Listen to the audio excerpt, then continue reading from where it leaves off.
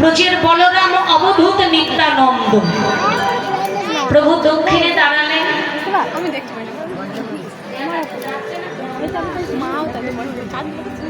কাঁধে হাত রেখে নিতাই গৌ দুটি ভাই ওমা আনন্দে বাহু তুলে তুলে নাচে। নিত্যানন্দ নাচে গো, নিত্যানন্দ নাচে গো, নিত্যানন্দ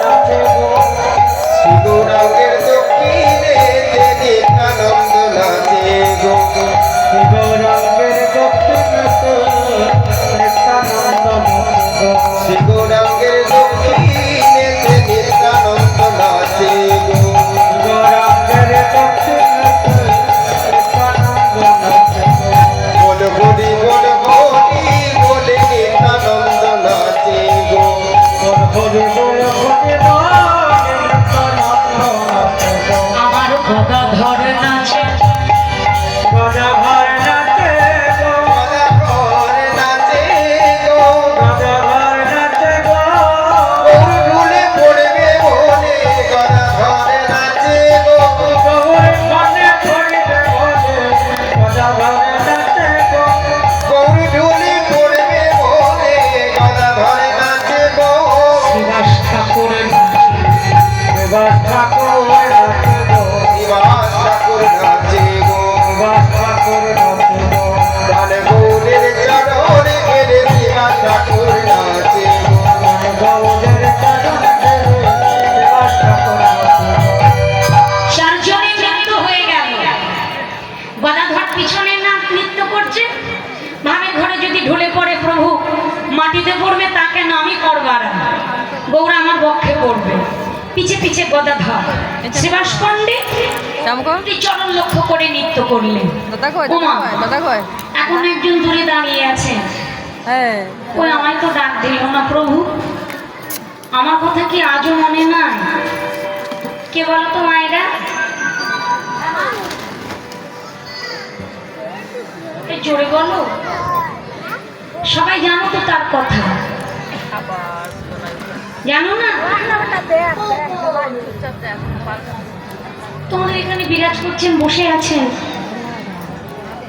ওগো অদ্বৈত আচার্য, গো অদ্বৈত আচার্য।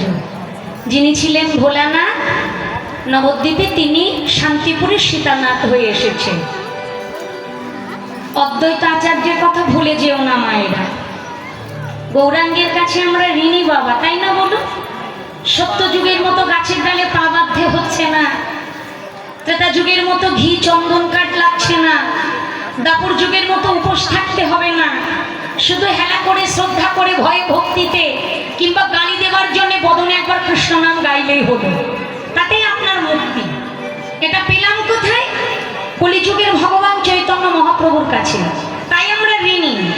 কিন্তু যদি বিচার করে দেখা যায় মা, গৌর সুন্দরের চাইতে বেশি ঋণী হলাম আমরা অদ্বৈত আচার্যের কাছে, যিনি মহাপ্রভু আসবার 52 বৎসর আগে এসেছেন, যার হুঙ্কারে সারা দিতে প্রভু এলেন এই নদিয়ায় শ্রীধাম নবদ্বীপে।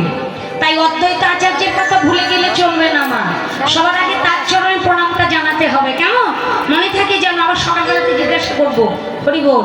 তা সেই শান্তিপুরের সীতানাথ বৃদ্ধ মানুষ তো, মহাপ্রভু থেকে বয়সে 52 বৎসরের বড়, তাহলে মা একদিন বৃদ্ধ মানুষ, পাকা দাড়ি, মোটা ভুঁড়ি নিয়ে ওই দেখ হ্যাঁ বসে এলেন। গৌর হে, এই রহস্য লগ্নে তুমি সকলকে লয়ে আনন্দ করছো, ওই আমায় তো ডাক দিলে না। বৃন্দাবনে গেলাম রাসমঞ্চে, বললে আজ হবে না, নবদ্বীপে তোমার বাসনা পূর্ণ করবো। তো তুমি সবাইকে লয়ে আনন্দ করবে, আমায় ডাক দিলে না। তুমি ডাকুনি তো কি হয়েছে, আমি তো আনন্দ করবোই, তুমি ডাকুনি। ও এই বলে অদ্বৈত আচার্য আনন্দ করে। আমার অদ্বৈত নাচে গো, অদ্বৈত নাচে গো, অদ্বৈত নাচে গো, অদ্বৈত নাচে গো। এনেছি বলে